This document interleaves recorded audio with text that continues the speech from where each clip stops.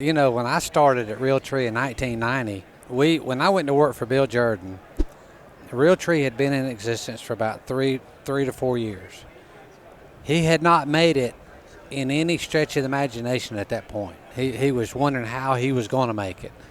And way back then, there was only one place you could go watch a hunting show on television. It was TNN, the Nashville Network, Yep. and that was it. It was bull riding, NASCAR, country music, and hunting and fishing. And that was it. Yeah. The Sunday mornings a lot of times where it ended up being. Yeah, and then Sunday nights. But that was where it all started. And Bill, when I went to work for Bill, he said, you know what, we're going to have a TV show. Well, we didn't get the show for 2 or 3 years, but we started doing the video. And that's what led into Monster Buck videos. Our first one was entitled Whitetails in the Wild. Yep. And we thought we had hit the jackpot. We had, I think, 12 hunts on it. The average deer was probably 130 inches, something like that. But it was cool. I mean, it was very cool. It was awesome. What were you toting around back then? Oh, but well, Betacam? our first camera we had, our format we shot was a Super VHS. Yeah. Now, and it was a 30-pound camera. The battery was 5 pounds. The tripod weighed another 20 pounds. I mean, literally, that's what we shot on. We couldn't afford the Betacam, the Beta SP. You know, those. I remember before that where the Betacams actually had a detached deck that was not attached to the lens in the camera itself. It was detached with a cable, and that was all that you. That's what you carried through the woods. And so we ran those big cameras, which honestly, I chased turkeys carrying those big cameras and tripods to where I had to have shoulder surgery after about 5 or 6 years. Oh, I bet. I really did. I did. I believe it because I complain about carrying our one that probably weighs, the whole thing weighs, our biggest one, what's our biggest one weigh? There it is. It's probably a 6-pound camera. This is the smaller one that we've gone to. But and look, that's just an awesome camera, too. Yeah. Some of our guys have this now. They use a lot of that for in-camp stuff and in the vehicle and maybe an archery hunt for elk. Right. That is an awesome camera right there. Yeah, but, I mean, we're worried about turkeys seeing this. Oh, Let alone a 30-pounder. Seriously. Yeah. I'm not kidding. So, How in the world do you stay hid with that dadgum thing? You guys use drapes and stuff back then? Back then, there was a turkey hunting legend by the name of Billy McCoy and Paul Butsky.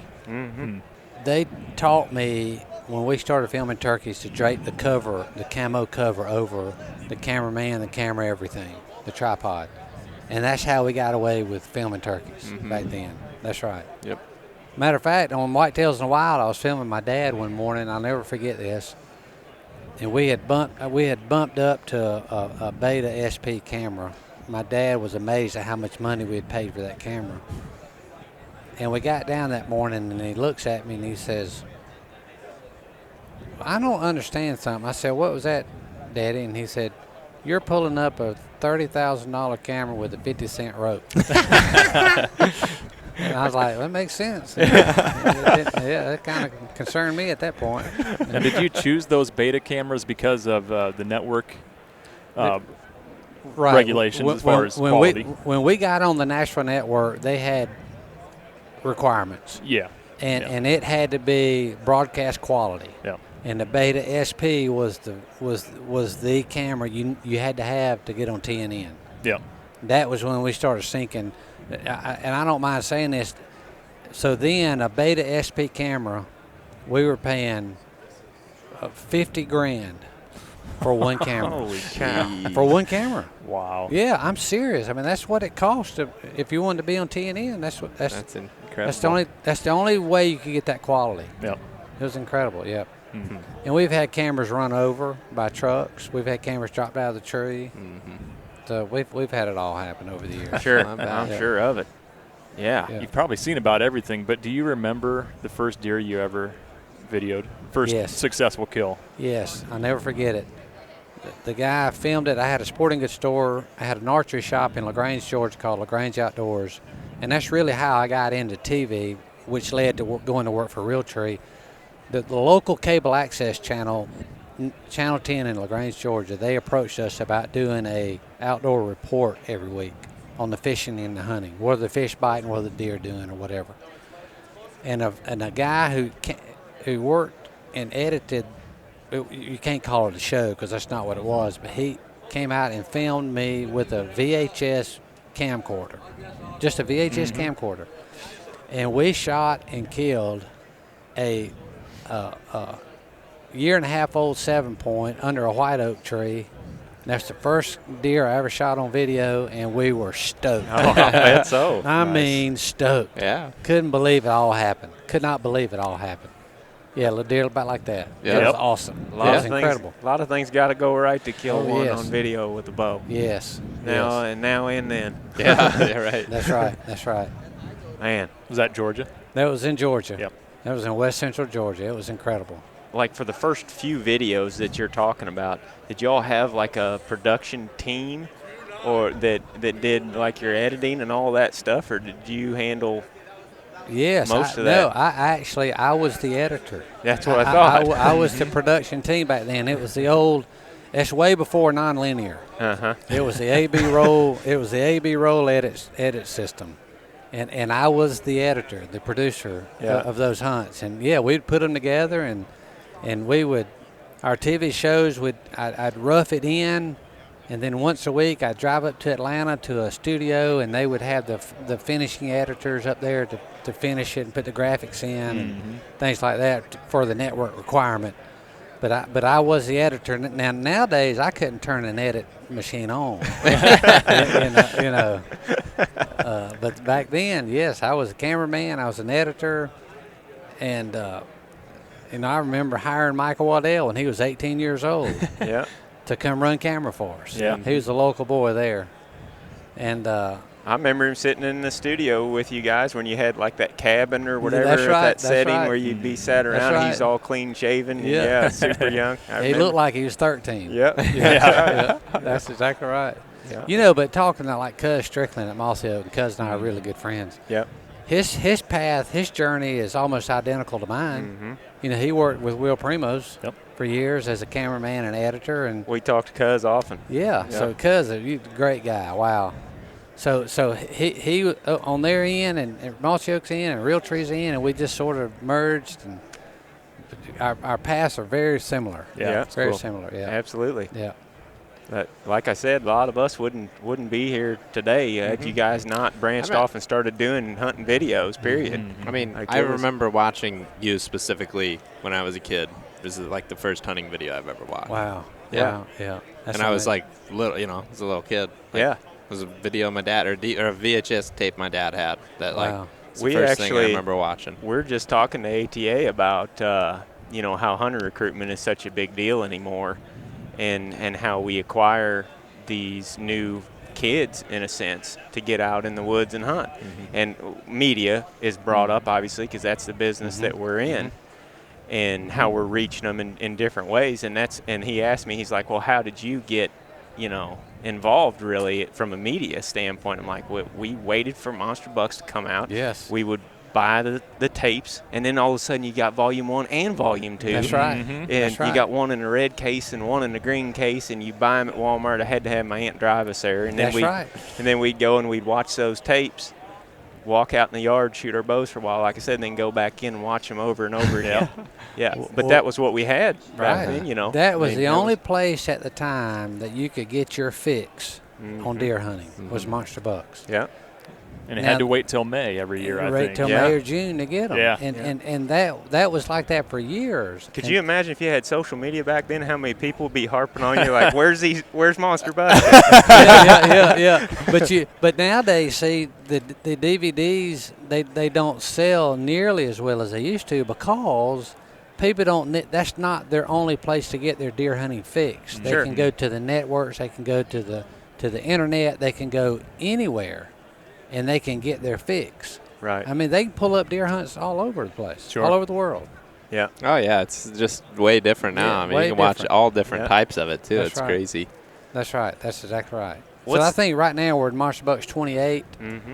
working on 29. It's pretty I cool. think something like that. It's crazy. Pretty cool. So what are those old VHSs worth now?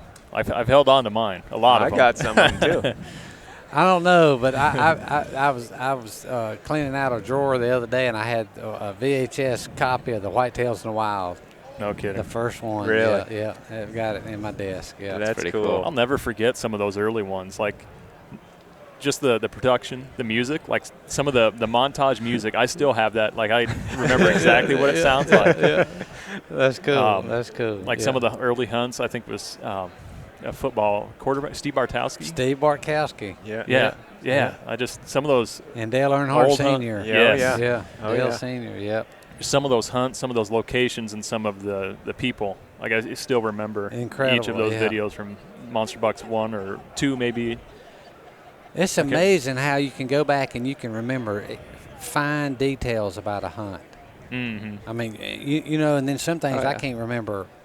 I can't remember anything. Oh, yeah. Mm-hmm. One of your hunts in particular, just one of the things I appreciated about you was just like you're real, like down to earth, approachable, but also get excited. Like I think there was a hunt where you came running out of the brush in Mexico or Texas. When you, yep, and I did. And Michael Waddell was running camera, and this deer comes out, and I shot him. He's just a 120-inch 8-point, which was awesome back then. Mm-hmm. And the deer runs off, and so Michael stays up in the tripod stand, and I got down to see if I could see him. I walk in, and I saw him, a white belly laying up there about 80 yards away, and I just was so excited.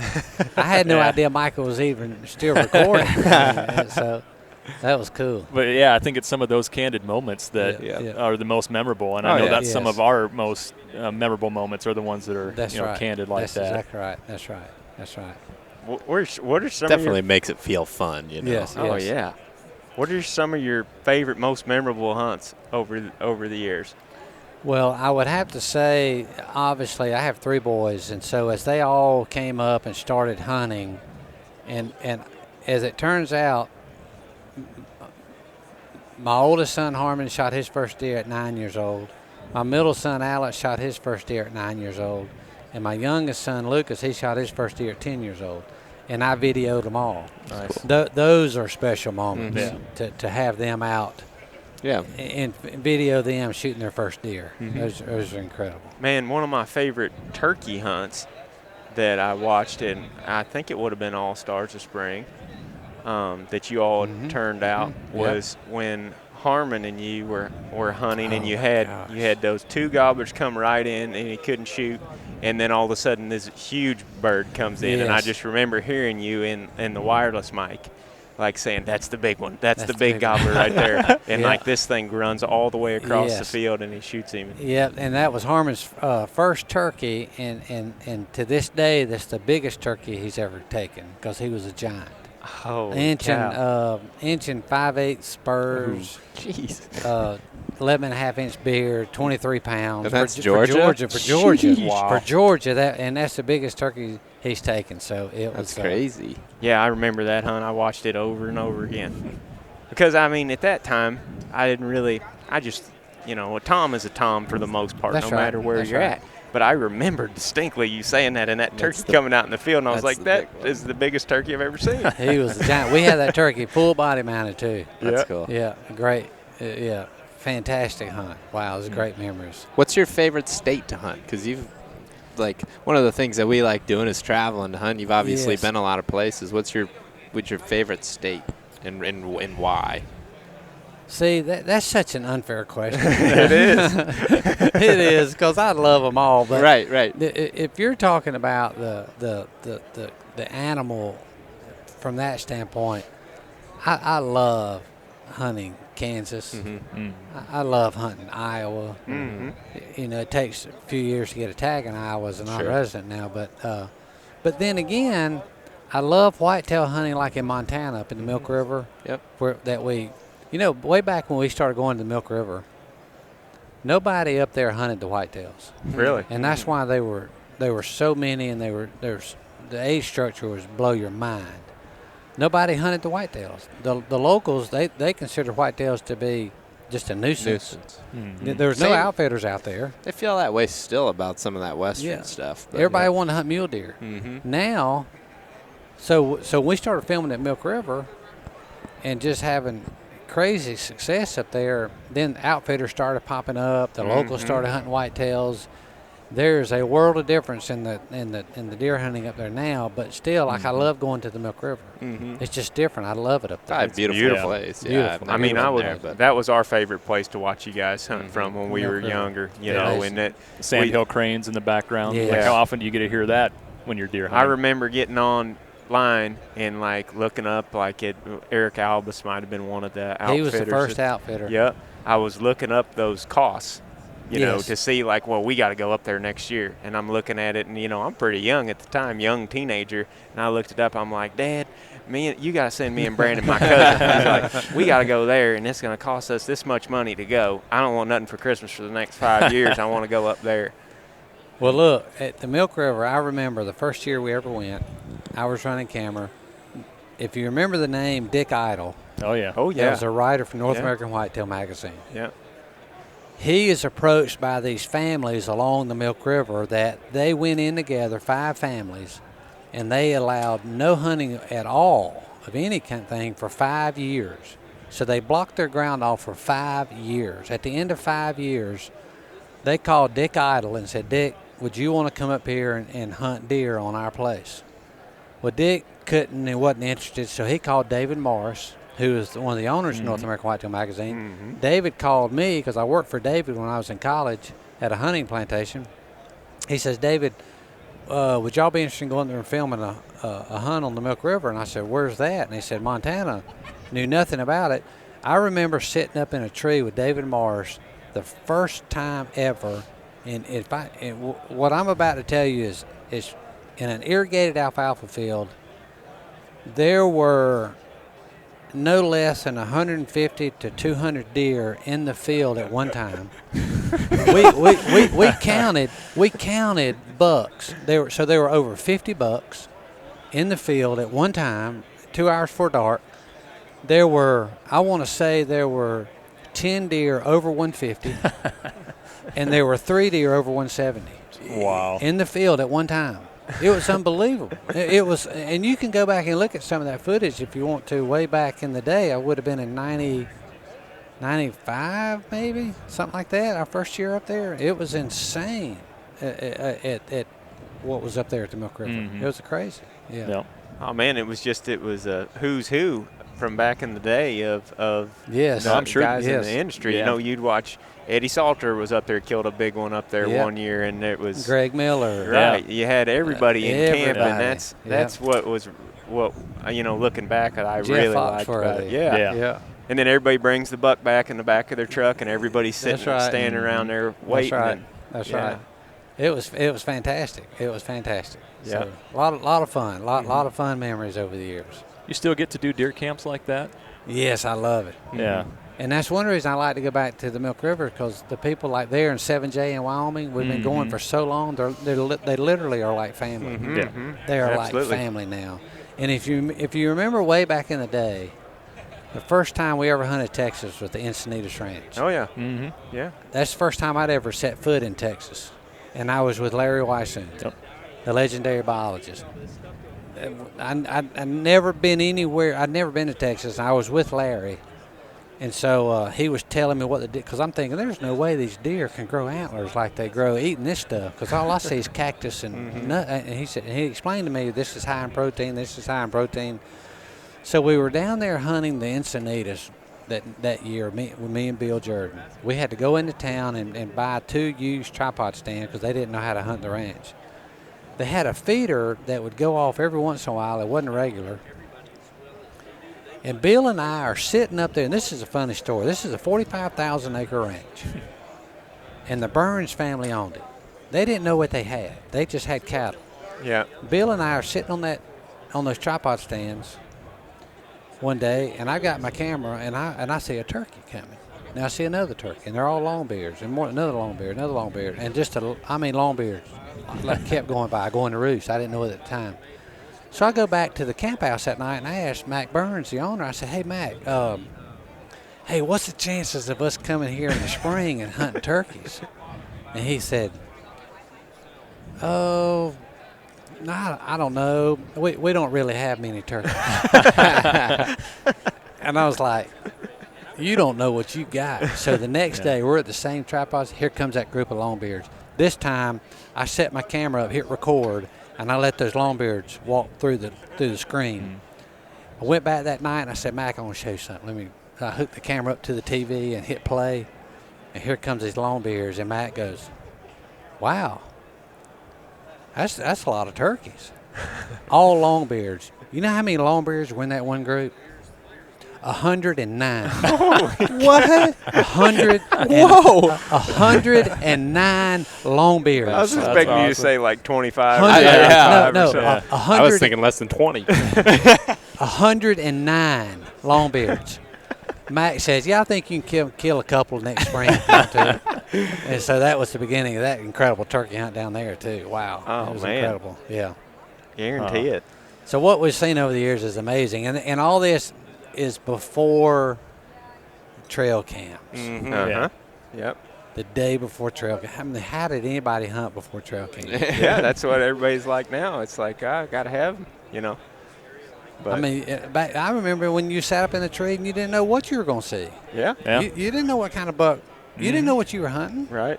You just saw some big rubs and a scrape, and you had no idea what you were hunting. That's what we do when we go and We hunt on actually, public yeah. land, and we're only there for like 5-6 days at a time.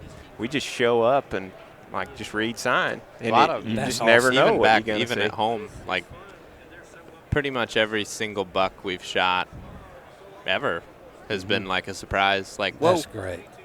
look at that thing, and it really does make it like it's fun, and you kind of forget about it, I guess. Yeah. Well, for you guys to do what you do on public ground is just amazing. It is amazing. So you guys know what you're doing to go in, and not just the hunting part, but the reading the land and the pinch points and the funnels and the trying to figure it all. That's amazing. And the people. And the people. Yeah. People. The people. Yeah. They're there. So that brings up a good question then. How did you learn how to hunt, or where did you learn? When I was born and raised in Gaffney, South Carolina, which isn't too far from Charlotte, North Carolina. Well, where I was born and lived my first 11 years, there was no hunting up there. We were a sports family: football, baseball, basketball. That's what we did. When my dad got transferred with his job to South Georgia, way down in South Georgia near the Okefenokee Swamp, when I was 14. What is the name of that? Okefenokee Swamp. It's a cool name. Okefenokee. It's a huge, huge swamp in southeast Georgia, gigantic. Well, when we moved down there, hunting is a way of life. So we moved down there, and my older brother decided he wanted a bow and arrow for Christmas because people at school were talking about hunting. He got a bow and arrow, and I got my first bow. My first bow was a Bear 76er, red, white, and blue takedown Nice. bow. That was my first bow because the compounds weren't legal. Sure. Yeah. So we, sure enough, we start shooting our bows in the backyard, and we joined a hunting. Actually, we joined an archery club. There was no 3D targets. You shot paper targets, you know. And so we started hunting with people that would let us tag along to a military base near Savannah, Georgia, Fort Stewart, and that's where we started hunting. And there and behind the rec department in the town we lived in. That was where we started hunting. We had no idea what we were doing. That's how most people are. Yeah. We had no idea what we were doing. But I couldn't get enough of the outdoor life, field and stream. And that was really all you had to read about to learn how to hunt. Yeah. Yep. There were no TV shows or videos or nothing. It was outdoor life, field and stream. And so I just started reading everything I could read, and we bow hunted that military base, and all we did was bow hunt. In the first 6 years, it took me 6 years before I killed my first deer. Wow. I missed 3 does with my bow. And by then, I had a whitetail hunter, the first compound I had. I had more pulleys and cables than a solo flex machine. but that I missed 3 does, and that was amazing. I'll never forget. I'll never forget that morning as a 15-year-old sitting up in the tree stand, my homemade climbing stand that I had climbed up. You know how you grab the tree and you pulled your feet up, grab the tree and you pull your feet up? I was sitting up there one morning, and I'll never forget the first time I ever saw a deer while I was hunting. And I look up, I look over there, and I go, what are those dogs doing? Because I thought it was dogs at first. And it was 3 does, and they came up right in front of me. And I don't even remember shooting at the doe, but I shot about a foot over her back. But it was amazing. That was what hooked me on hunting. It was incredible. That's awesome. Yeah. So just from there, then just a lot of trial and error. Yeah, a lot of trial and error. Cool. Trial and error, yes. What age were you when you killed your first one? I was I would have been 19 years old when I shot my first deer, and it was with a bow. I was still just a bow hunter, and I shot a deer. I was working on a place called Burnt Pine Plantation. I was in college, and I was just like a gopher, cut the grass, chop firewood, plant food plots, whatever they needed. And David Morris owned it, and he let us hunt a little piece of property. And I went over there, and I shot a little buck, little 7-pointer that may score 80 inches. A friend of mine who's probably about your same age started out hunting, similar story, and they wrote a newspaper article about him shooting his first deer. Like it was that big of a deal that it was in the newspaper that somebody shot a deer with a bow. It's a big back deal. then. It is. Yeah. It was, and so people they see me over the years with Realtree, and I moved from cameraman. Now I'm hosting the shows with Bill and Tyler, and they come up to me and they think I'm this hot shot hunter guy, right? And I'm like, man, if you only knew what it took to learn what I know, but more importantly, I know people, friends of mine back home, that will absolutely hunt circles around me. Yeah. That are way better hunters than I am. I mean, I'm just fortunate to get to hunt in some incredible places, and to be able to do what I do is amazing. So I know it doesn't make you a great hunter. Right. You just learn from your mistakes. Yeah, absolutely. I mean, I feel like we say that all the time. It's just like we just are lucky enough to get to go a lot. Yes. And like, in turn, you have some share cool our experiences with you. I mean, that's all we're trying to do is share our honest experiences. That's right. That's right. And there's a guy here that asked if you remember a buck that you missed because of a Yahtzee game. Yes, I do. I was. It was. We were hunting somewhere, and we had those little. We were sitting all day, and we had those little games you could buy. It wasn't. You didn't have phones. It's like a do handheld. Yeah, right? no. Phones weren't capable of doing that.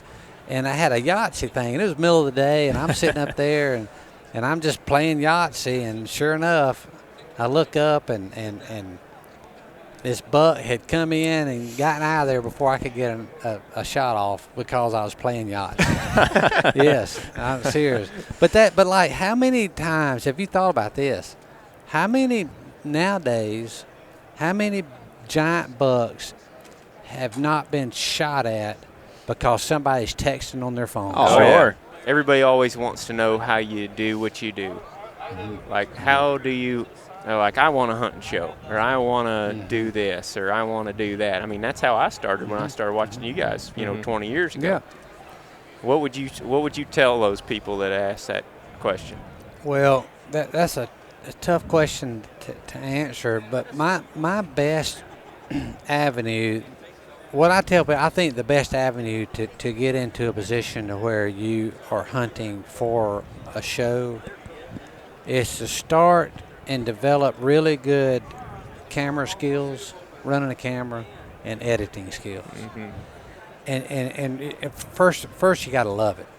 But if you can run a camera and edit, and you're part of a production team for someone, another show or another series, whether it's online or on TV, become a part of that team and improve your skills, and that eventually can end up into where you're actually in front of the camera. It did with me. It wasn't something I set out to do. I had no idea it would end up that I would actually be in front of the camera like I am. But I would say that would be a really good way to get, because as far as just going out, getting a group of guys, hey, let's go to the ATA show in Louisville, Kentucky, and let's walk around and let's get us some sponsors and then let's go buy some airtime and let's have a TV show. Mm-hmm. That's not going to happen. No. You know how that is. Yep. Yeah. It's tough to get started, but if you're part of a team and you can learn that way. Yeah. Yeah. There's a clip of video in Whitetails in the Wild that just blew everybody away. And it was the kudzu footage, all the deer in velvet. Mm-hmm. It was in Georgia. Kudzu is that vine we have that grows like crazy during the spring and summer, and deer love it. It's high in protein, and it just takes over everything. Right. And I had gone in there the winter before, built a platform, lowered hog wire down to the dead kudzu at the time, fertilized it. Of course, in the spring, it all comes up the wire. And I sat up in that one evening in August, and there was that bachelor group of bucks. There was 12 or 15 bucks out there in velvet, and I filmed it. And that was nobody had ever captured that on video. Mm-hmm. A bachelor group of velvet bucks. Mm-hmm. And nowadays we're like, it wouldn't even make the final cut of a TV show or video. Yeah. But back then it was like, wow, nobody had ever seen that on camera. Yeah. That's cool. It was crazy. It was really to be a part of that, you know. Yeah. Right. No, I think that's really cool in itself. Is just like kind of like setting the tone for like what we're doing now. It's like, you know, it's just the first people to do it. It's like it's with anything, you know. It's like Yes. It's like Did you feel like you were doing something new and back then? No. It didn't feel. No. It wasn't like, oh, man, I'm fixing to. I'm Change the game. I'm fixing Yeah. to change the game. No, Yeah. it was just like, wow, I want to get that on video. I want to see that on video. I want to get that through my camera. I want to record that through my camera. And I had no idea, but it was so far removed from what we thought anybody wanted to see. It was like, well, I didn't know there was anything special. You just wanted to document it. Right. Yeah, that was what was cool, yeah.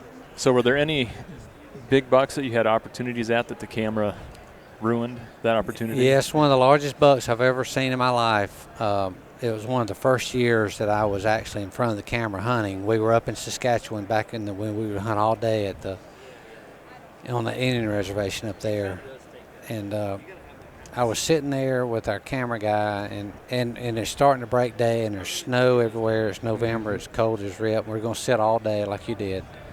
And I look out there, and before it's just starting to break daylight, and I see a body out there, and I threw my binoculars up, and there's a buck out there 100 yards away, and he's a giant. And I whispered to Steve Finch, our camera guy at the time, I said, hey, Steve, I didn't say anything about the deer. I said, hey, how long before you think you can film? And he just glanced, he said, oh, gosh, I don't know, 15, 20 minutes, because it was pretty dark. Yeah. And I was like, okay. So I take my gun. I hadn't said anything to Steve. I take my gun, I lay it out the blind, and I'm looking through the scope at this deer, and I got the crosshairs on him, and this deer he's world class. I don't know what he is. He's got trash everywhere. He's over 200 inches. Oh man. And I whispered back to Steve. I said, hey, Steve, how long before you can video? And he goes, I don't know, 5 minutes maybe. Why do you keep asking me that? And I said, Steve, because the biggest deer I've ever seen in my life is out there at 100 yards. He said, no way. Well, then he starts flipping switches and trying to get light. And he said, and then by now he sees him. And he said, golly, David, he said, I just don't have enough light. Because back then, those cameras didn't gather light like our cameras now. They just don't. And he couldn't get enough video. And that deer walked off like 2 minutes before he could film. Oh, my. And it's light enough for you to shoot. Oh, I could have killed him over and over. Yeah. Right. And that one, I'll never forget about that deer. Yeah. Okay, was that like the first one too? That was the first one. Yeah. That was the first one. That was the only time I considered shooting the deer and just paying for the hunt. Yeah. You know, but I didn't have the money, so I couldn't afford $5,000 for the deer hunt up there. It was expensive back then. Yeah. But that's the place that I've seen. You know, back in the day, I remember. So I was the one when Milo Hansen killed the world record. Yep. I was the one that went up and documented the scoring ceremony. everything with Milo. I stayed with Milo and his wife Olive in their house during the ceremony, the few months after he killed the deer. And I'll never forget, the taxidermist was mounting Milo's deer after the official scoring ceremony at his house that night. And I'm sleeping with Milo and down in the basement. And the guy set his head, and he had put the rack on the form. He hadn't sewed him up yet. And I remember waking up during the night, turning my light on, and I'm sitting there, and there's the world record whitetail. Wow. Just right there. and I'll never forget that. I'll never forget that. That was cool. That was one of the coolest things I did, was get to go document the whole thing around Milo and his deer. That was amazing. Yeah. Pretty cool. That was cool, too. That one still stands today, doesn't it? Can't believe it. Yeah. I'm really amazed that record still stands. Yeah. Because it's a giant. What's it, net 213 and 8? Yeah. But look at the deer we're killing now. Mm-hmm. I mean, it's amazing. Yeah. That it's still the world record. Yeah. Tell you guys, my hat's off to y'all so much for hunting public ground. I posted a picture on Instagram of a deer I shot in Iowa a few weeks ago, and some guy commented. He said, somebody said, "Wow, Blanton's had an awesome year this year." Da da da da da. And the guy commented. He said, "Well, if you do that on public ground, then I'll be impressed."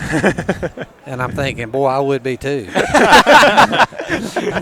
I would be more impressed than he was to do that on public ground. Oh, my. Can you tell us about your season this year? Where you've been? So I started off in Wyoming at 7J and had here's the thing. I don't know if it's because I'm just getting older and I enjoy the experience, but I had an incredible hunt all week. Hunted one particular deer, probably a mid-50s deer, which in Wyoming is a big whitetail. Oh, yeah. Well, anywhere that's a big whitetail. But we hunted this deer all week. I love the cat and mouse game. He would come into an irrigated alfalfa field. We never could get within bow range of him. He never knew we were there. He wouldn't do the same thing twice. Mm-hmm. Loved it. Just an awesome week of hunting. Did not fire an arrow. Then I went to New Mexico, killed a good bull with my bow down there in the Gila.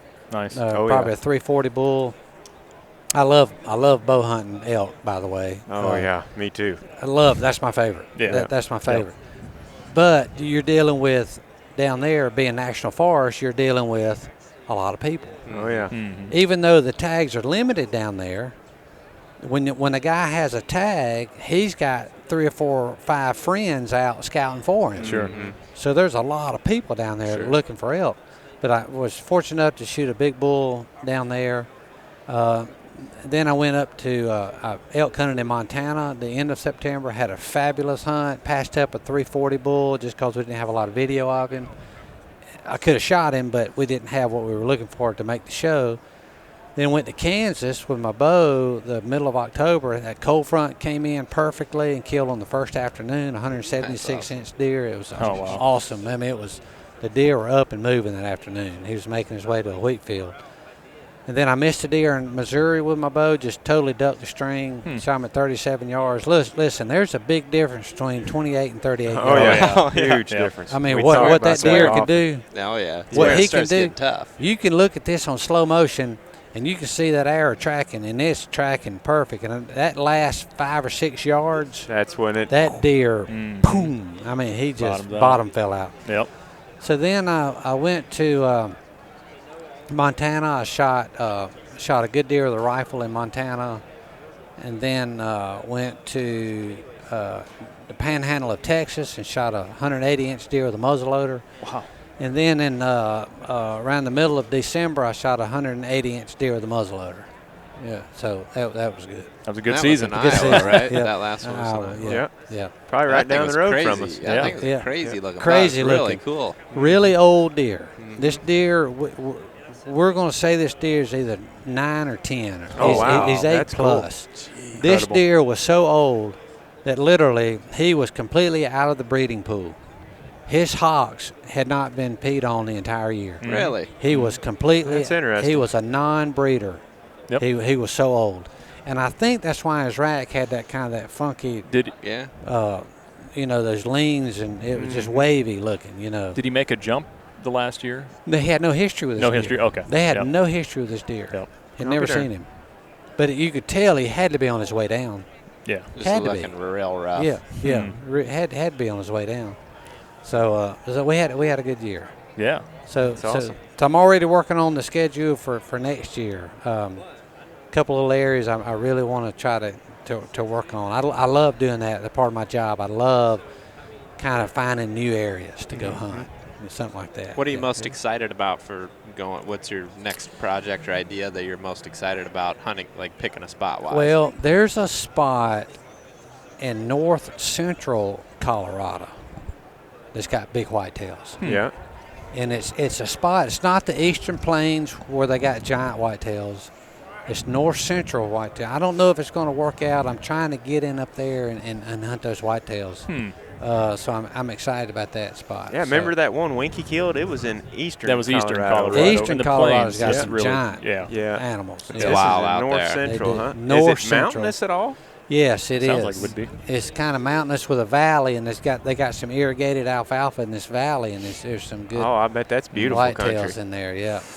So I'm excited about that, and I've really wanted to go hunt Arkansas this year. And I've tried for 2 years. I've got an invite from a friend of mine. He's got some incredible ground in Arkansas. Their season goes out the end of February. Mm-hmm. And they got some big bucks. Well, last year they shed early. So we were going to go early February, so it was out. This year they're flooded. Yeah, they So are. All of his ground's underwater. Yeah. No. So I don't think the river's going to come down before then. So I don't think we're going to be able to do it this year either. But that's another honey hole I'm real excited about too. Cool. We haven't hunted deer in Arkansas, but we turkey hunted on public ground in northwest Arkansas. Zach and I did a few years How ago, was and that it? was one of the Amazing. coolest hunts Good, we've good. been on. Very good. Not Yeah, a ton of I've been- birds, but I've been telling this story a lot. So the best, like one of the coolest mornings I've ever had turkey hunting, and I did not want to do it. If you remember. Oh, I know yeah. you remember. oh yeah, 50-degree air temperature, 50-degree creek temperature. Oh. There was a creek that was probably 50 yards wide, yeah, probably 3 feet deep. and yeah, it was about our waist. Mm-hmm. We stripped down to nothing. No. 50-degree water Pack a temperature. camera, tripod over top, the gun, head. everything. Just like one and one. And we had everything in bags, and we got across there because there was a road crossing where It was some a parts of ford the- in yeah, the river, but right, it was right. too high, to get over there. And we realized we're like, well, nobody's done this season because it's a big enough river that you're not gonna just get across unless you're. And that's where Doing the something turkeys real were. We weird. heard a bird over there, so we're like, we got to get over there. It's yeah, public ground yeah. in Arkansas. If you hear one, you better Better stick go with him get it. until you That's can right. find That's right. something to do. Got across there, got daylight, foggy morning down the river bottom, big mountains around us. We see elk, deer, herd turkeys gobbling, and first wild hogs I'd ever seen in my life ran right in front of us. And I remember those hogs. I'm filming the hogs go in front, and Aaron's here, and I'm filming the hogs go past him, and Aaron turns to me and goes. And I was just like, this is crazy. Oh, it's getting light, and you're looking out over this bottom, and this looks like something out west. Yeah, it looked It's fake. Arkansas, Wow. and there's fog coming out, and there's 60, 70 elk out there in front of you. No kidding. All morning we watched the cows run around. Elk and deer. It was and- crazy. yeah. Did you get your turkey? Yeah, we We eventually ended up did. further down. Further down, we had a different- different spot we but- did, but it took us a week Yeah. before we finally did. Good. That's awesome. Yeah. Good. That We was love the turkey unique. hunt too. Wow. yeah. Oh yeah, guarantee it. The South, man, that's one of our favorite places to come and hunt. There's a lot of people that love turkeys down there, but Man, it's some fun. of those old easterns down there can be so hard to call They and drive you nuts. My goodness. It's fun too because it's like so many people. A lot more people are fired up about them. The birds are more pressured, so that's the reason we like it, because it's a whole different experience. Because people where we live in Iowa now, they don't get that fired up about turkeys. Right. There's It's like turkeys as you go everywhere. east and south, it's like people get fired up about it. It's like we like it. We Yeah. like that. We like that people are fired up about it, and that it makes it a challenge. Wow, that's you know? cool. That's really cool. That's really cool. Well, we're about an hour. We probably better wrap up. Better wrap it up David's a and- busy man. Yes, sir. Yeah. Man, you guys are awesome. Thank y'all so Yeah. much. Thanks for coming Thank on you with for us, having David. me. Yeah, Appreciate you so appreciate much. you Thank talking with us. Thank Thanks, you David. for having me. Yeah, it's been an honor and a privilege to be here. So You guys keep doing what you're doing. Privilege is Thanks, ours. man. Like you said, we grew up watching your productions. Yeah, absolutely. Bill Jordan, Mike Waddell, and all those Realtree videos. So it's awesome to finally talk to you. Well, I appreciate that. I'll never forget the first time Bill Jordan ever he pushed the Monster Buck DVDs or videos to Walmart, and he had a big meeting, and he came back, and I said, so tell me, how did it go? And he said, how'd what go? And I said, the Monster Buck videos. He said, I got good news and bad news. I said, well, what's the good news? He said, Walmart wants 36,000 videos. I said, what's the bad news? He said, Walmart wants 36,000 videos. Because he didn't have the money back then to pay. It was $2.10 to make a VHS duplicate with the shrink wrap with the covers, $2.10. That's about $75,000, and Bill Jordan had to go borrow the money to make 36,000 videos to send to Walmart. I would say it was a good investment. Yeah, I was gonna say, there's a lot of people here today that are glad that it happened. Yeah, it's a good investment. Yeah, it was. Well, thank you All right, guys thanks, so much David. for having me. Thank you, David.